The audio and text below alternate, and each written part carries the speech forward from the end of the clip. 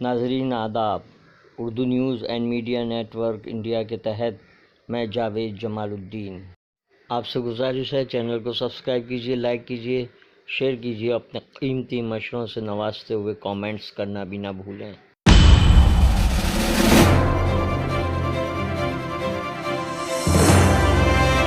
پیش خدمت ہے اردو اخبارات کی جھلکی۔ روزنامہ انقلاب نے شہ سرخی لگائی ہے، وزیر اعلیٰ کی ڈاکٹروں سے مکتب کھولنے کی اپیل، ہر طرح کے تعاون کا وعدہ۔ دنیا بھر میں کورونا کے متاثرین 29,50,000، ہندوستان میں 26,917۔ ہندوستان میں کورونا ٹیکے کی تیاری 2 سے 3 ہفتوں میں شروع کرنے کا فیصلہ۔ من کی بات میں وزیر اعظم مودی نے رمضان المبارک میں دشواریوں پر افسوس ظاہر کیا۔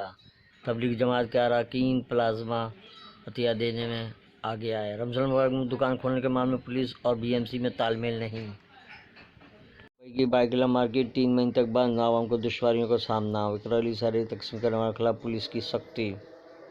چاند رات سے آباد رہنے والے علاقے ویران نظر آ رہے ہیں، سائرن میں بھی بے رونق رمضان۔ دیوبند روزدار کو پھل خریدنے میں دشواری۔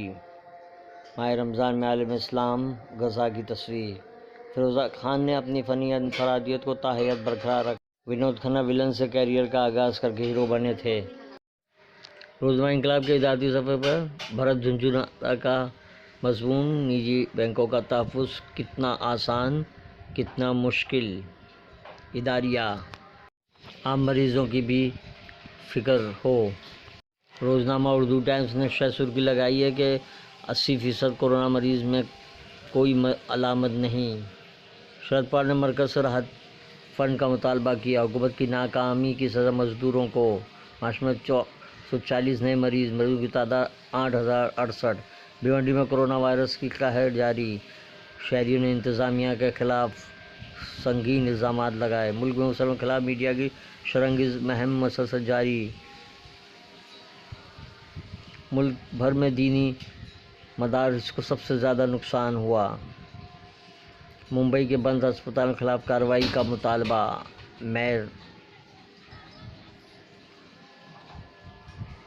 کوٹڑہ شہر کا کورونا متاثرہ ہاٹ اسپاٹ بنتا جا رہا ہے، ان کو صحافی کہتے ہوئے شرم آتی ہے۔ سہیل انجم کا مضمون۔ اداریہ، ہندوستان سے ٹرمپ کا جانا اور کورونا کا آنا۔ ممبئی اردو نیوز کی شہ سرخی، ادھو لاک ڈاؤن کی توسیع کے حق میں، یو پی لاک ڈاؤن کے درمیان اذان پر تنازع۔ مولانا سعد کی کورونا وائرس رپورٹ نگیٹو، آج کرائم برانچ کے سامنے حاضری کا امکان۔ بی آر سٹی کی برج خلیفہ سے گھر واپسی، اسلام فوبیا کے چتا پر اڑتی۔ معذور مزدوروں کی نقل مکانی بدستور جاری۔ ممبئی میں 31 صحافی کورونا سے صحت یاب۔ بی جے پی اقلیتی مورچہ کی جانب سے سحر و افطار کی تقسیم۔ وادھوان برادرز سی بی آئی کی تحویل میں۔ ممبئی میں کورونا کا قہر، معاشرے کو 1 لاکھ کروڑ کی اسپیشل امدادی پیکیج دیا جائے، شرد پوار کا مطالبہ۔